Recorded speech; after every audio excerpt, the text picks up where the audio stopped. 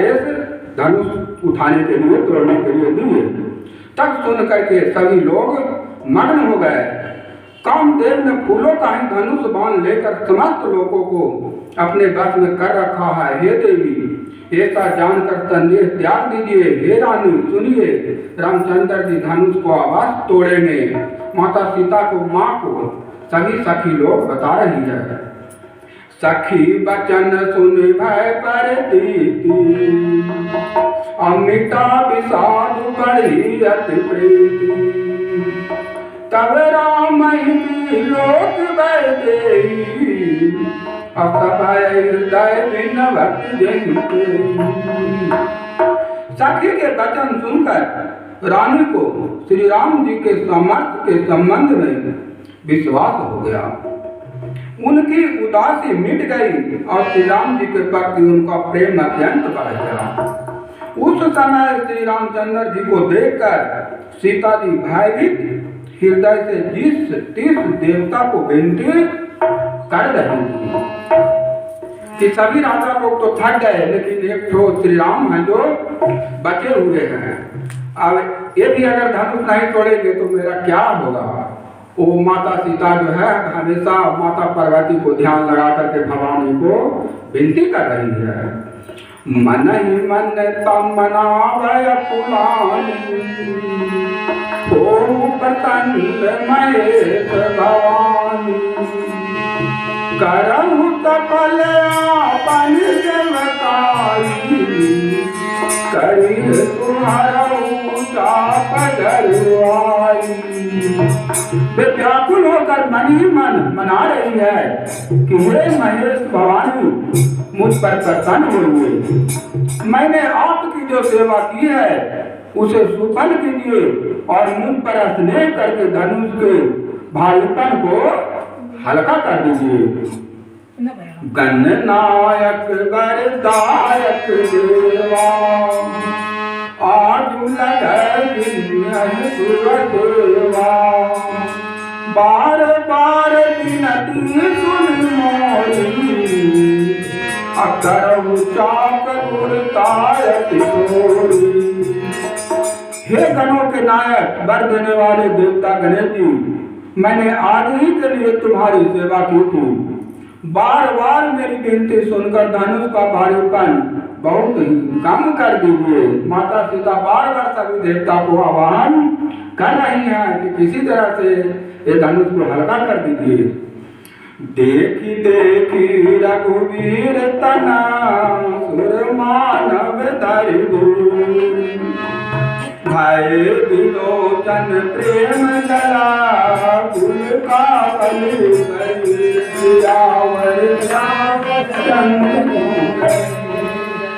श्री रघुनाथ जी की ओर देखकर सीता जी धीरे धरकर देवताओं को मना रही हैं।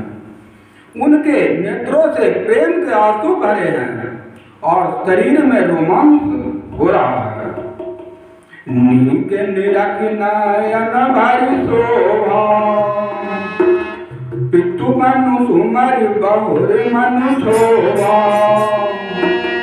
आहत सात दरुन अटनानी, असमुझत नहीं कछु लाभ नहानी। अच्छी तरह नेत्र धरकर श्री रामचंद्र जी को शोभा देखकर फिर पिता के बाण का स्मरण करके सीता जी का मन क्षुब्ध हो उठा। वे मन ही मन कहने लगी, क्यों हो पिताजी ने बड़ा ही कठिन हठ ठाना है। वे लाभ हानि कुछ भी नहीं समझ सकते। सचिव अभय सिखते है न कोई, अबूध समाज बड़ अनुचित होई। कह धनु कलि संचाई कठोरा, कह जामल बुधुघात किशोरा।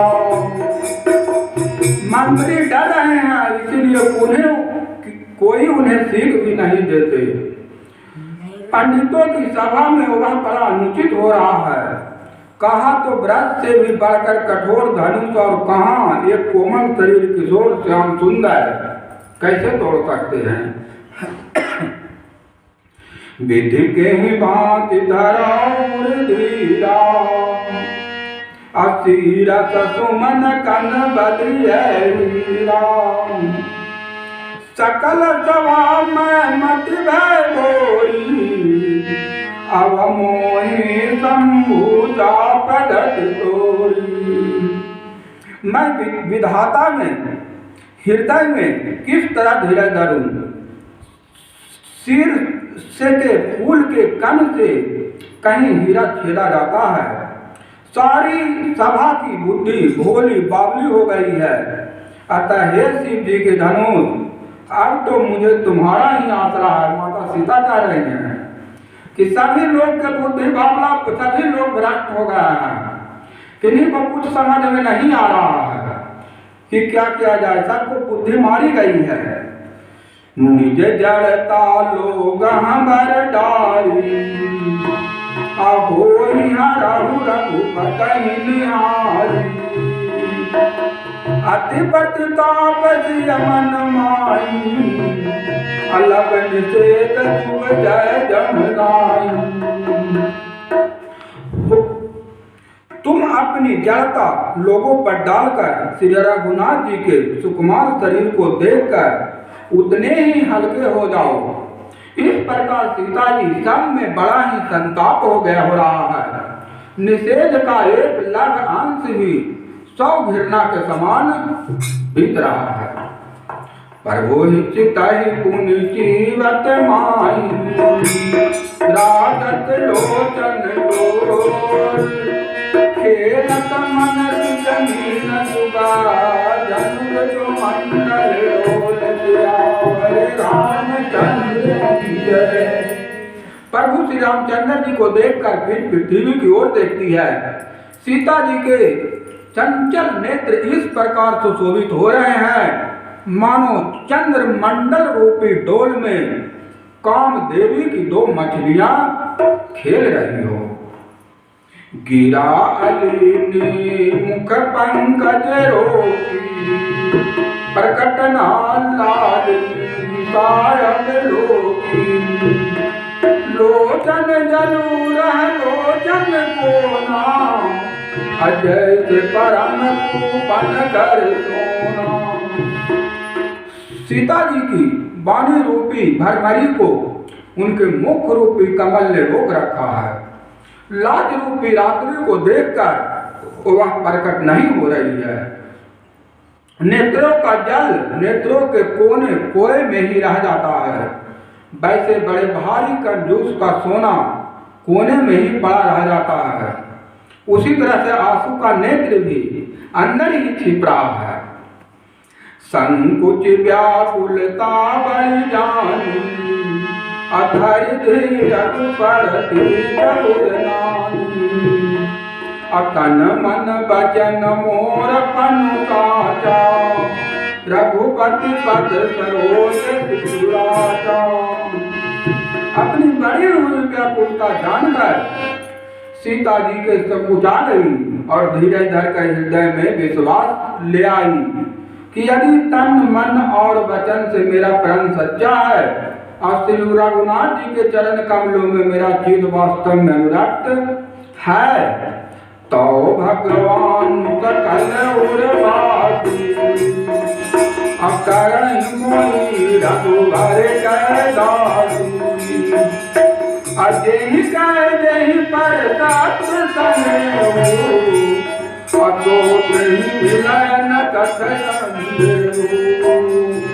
तो सबके हृदय में विश्वास करने वाले भगवान मुझे रघुश्रेष्ठ श्री रामचंद्र जी दासी अवश्य बनाएंगे।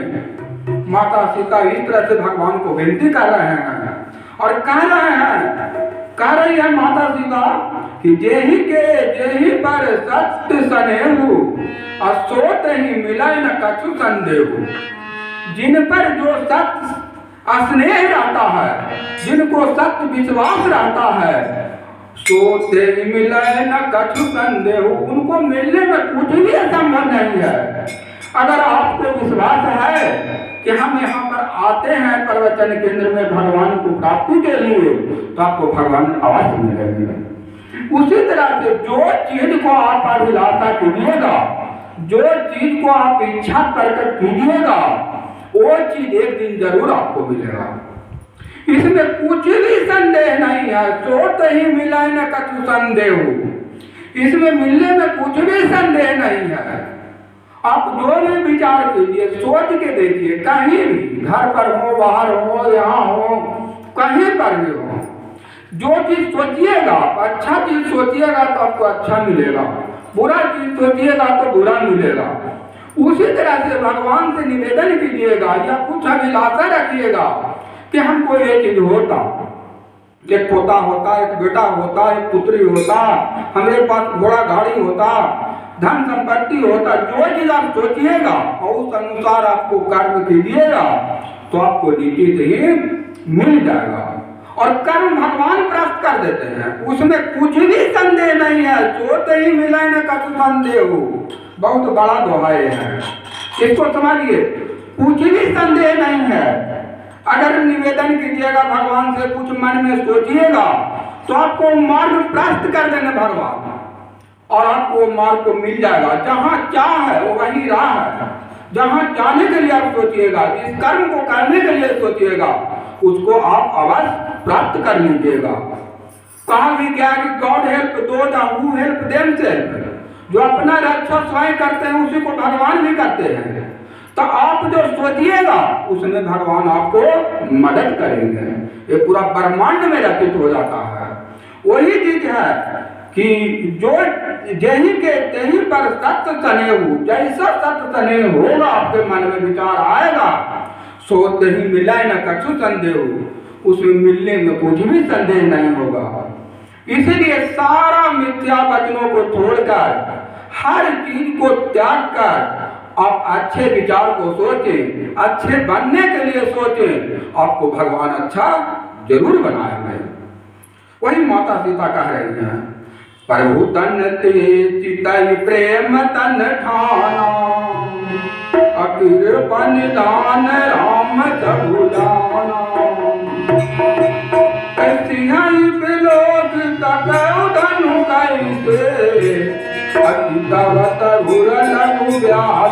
कैसे, प्रभु की ओर देखकर सीता जी के शरीर के द्वारा प्रेम ठान लिया, अर्थात यह निश्चय कर लिया कि यह शरीर अगर राम का नहीं हुए तो शरीर नहीं रहेगा। माता सीता कह रही है, मन में विचार कर रही है ऐसा।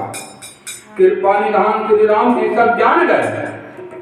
कृपा निधान तो मन के मन को जान ही रहे हैं, सारा संसार के पालन करता जो सीता माता सोच रही हैं उनको भगवान राम जान रहे हैं कि क्या सोच रही हैं। उन्होंने सीता जी को देखकर धनुष की ओर इधर जब लक्ष्मण जी ने देखा कि रघुकुल माने श्री रामचंद्र जी ने शिव के धनुष की ओर ताका है, तो वे शरीर से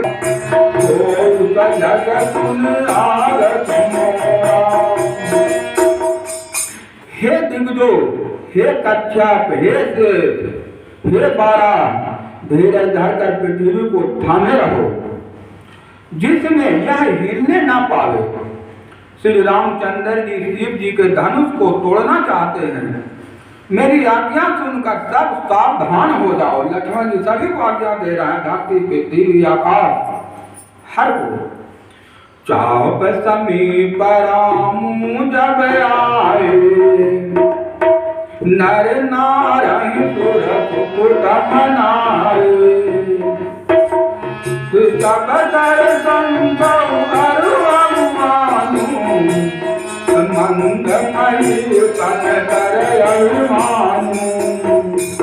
श्री रामचंद्र जी जब धनुष के समीप आए तब सब स्त्री पुरुष ने देवताओं और पुष्यों को मनाया।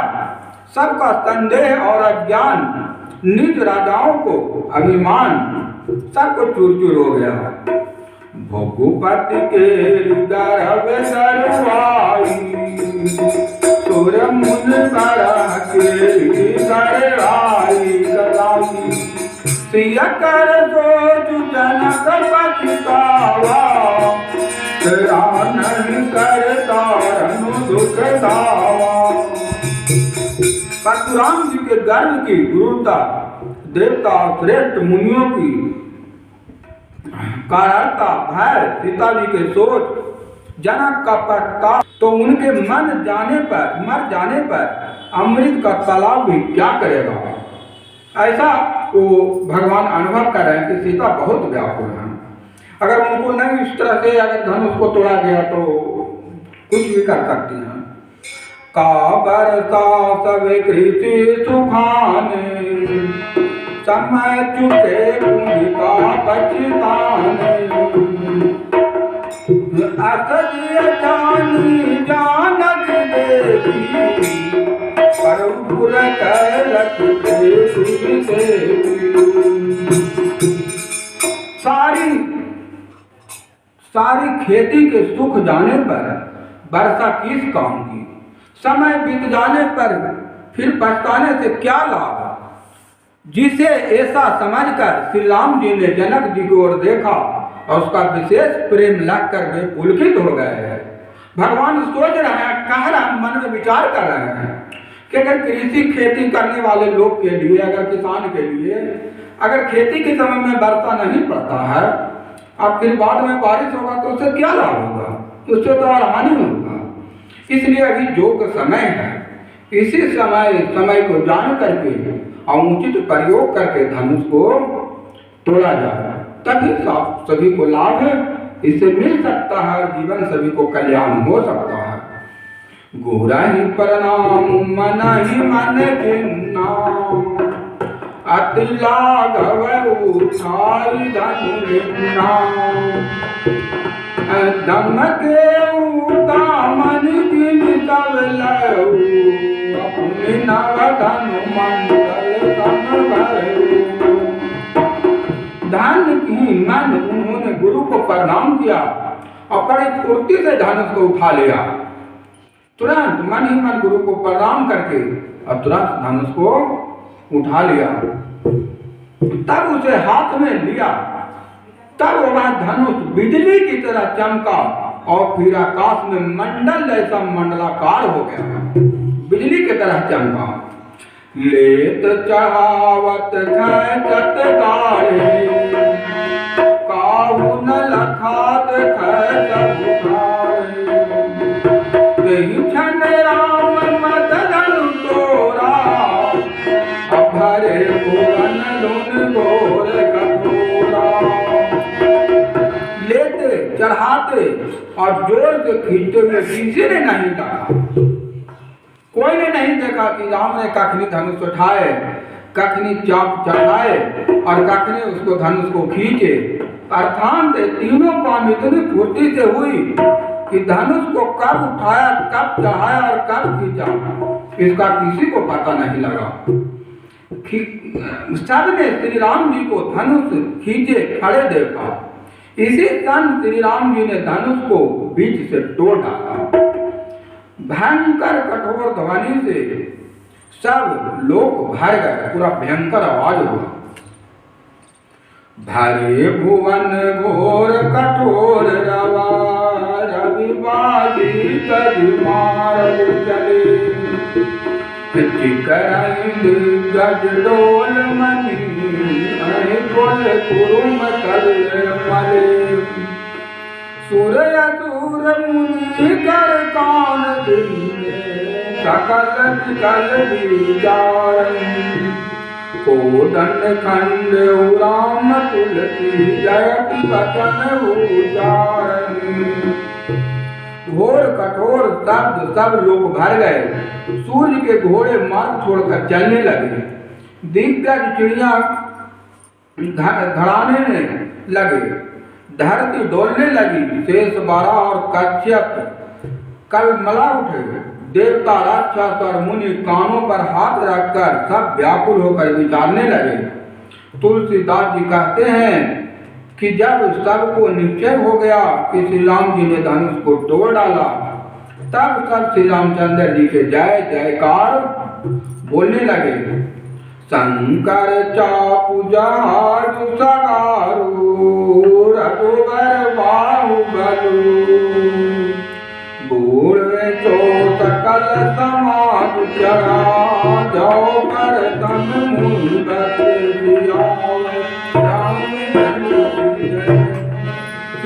धनुष जहाज और श्री रामचंद्र जी की भुजाओं का बल समुद्र है।